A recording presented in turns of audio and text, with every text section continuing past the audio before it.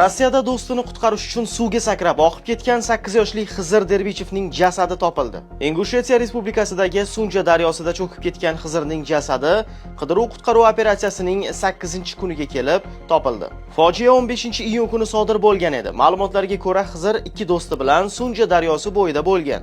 Bolalardan biri Adam sirpanib suvga tushib ketgan va shox yoki daraxt ildizlariga ilinib qolgan. Xizr unga yordamga shoshilgan, lekin o'zi oqimga bardosh bera olmay oqib ketgan. 3-bola kattalarni chaqirgan va Adam qutqarilgan. Bu voqea esa katta shov-shuvga sabab bo'ldi. Xizrni kichik qahramon deb atay boshlashdi. Odamlar u 8 yoshida kattalardek harakat qilganini, qo'rqmaganini va do'stini qutqarishga harakat qilganini aytdilar. Xizrni minglab odamlar, qutqaruvchilar, ko'ngillilar va mahalliy aholi, shuningdek Checheniston, Dog'iston, Shimoliy Osetiya, Kabarda-Bolqor, Qorachoy, Cherkasiyadan kelgan ko'ngillilar izlashdi.